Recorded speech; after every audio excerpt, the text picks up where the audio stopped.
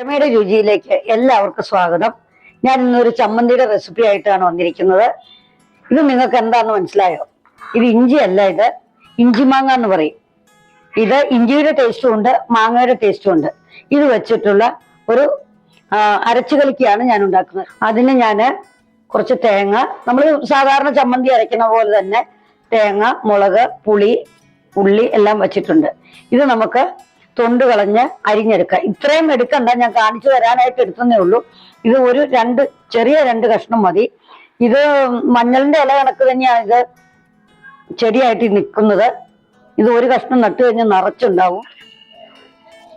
ഇഞ്ചിയുടെ തൊലി കളയുന്ന പോലെ ഇങ്ങനെ ചിരണ്ടി പതുക്കെ ഒന്ന് ചിരണ്ടി എടുത്താൽ മതി.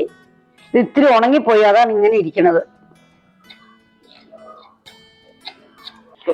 ഇതുപോലെ ഞാൻ ചെറുതായിട്ട് അരിഞ്ഞു വെച്ചിട്ടുണ്ട്. ഇത് നമ്മുടെ മിക്സിയുടെ ജാറിലിട്ട് നന്നായിട്ട് അരച്ചെടുക്കാം. ഇത് വെള്ളമുളകാണ് ഞാൻ ഇട്ടേക്കുന്നത്. അതിന് അധികം എരിവില്ല, അതുകൊണ്ടാണ് കൂടുതലായിട്ട് തോന്നുന്നത്. ഇത് അരച്ചെടുത്ത് വെച്ചു. നമുക്ക് ഇങ്ങനെ ചമ്മന്തിയായിട്ട് കഴിക്കാം. പിന്നെ ഇങ്ങനെ ഒഴിച്ചുകൂട്ടാൻ കണക്ക് ഉണ്ടാക്കണം എന്നുണ്ടെങ്കിൽ നമുക്ക് ഇത് കടുക് വറുത്തെടുക്കാം. ഞാനിതിന് കടുക് വറുക്കുന്നുണ്ട് ഇതിനകത്ത്. അതിന് ഞാൻ ചീഞ്ചട്ടി വെച്ചു. ഒരു 2 ടേബിൾ സ്പൂൺ എണ്ണ ഒഴിച്ചു. എണ്ണ ചൂടായി, നമുക്ക് കടുകിടാം. ചെറിയുള്ളി അരിഞ്ഞത്, കറിവേപ്പില, മുളക്.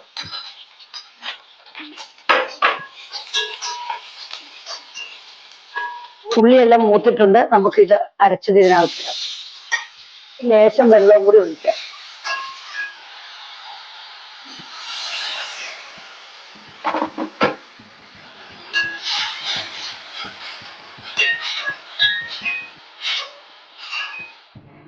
ഇഞ്ചി മാങ്ങ അരച്ച് കലക്കി റെഡിയായി. വളരെ എളുപ്പമാണ് ഇതുണ്ടാക്കാൻ. കുട്ടികൾക്ക് സ്കൂളിലൊക്കെ കൊടുത്തുവിടാൻ പെട്ടെന്ന് ഉണ്ടാക്കാവുന്ന ഒരു ഒഴിച്ചുകറിയാണ്. നല്ല ടേസ്റ്റും ഉണ്ട്. നിങ്ങൾ ഇത് ഉണ്ടാക്കി നോക്കണം. എൻ്റെ ചാനൽ നിങ്ങൾക്ക് ഇഷ്ടപ്പെട്ട് കഴിഞ്ഞാൽ ലൈക്ക് ചെയ്യാനും ഷെയർ ചെയ്യാനും മറക്കരുത്. Okay, by.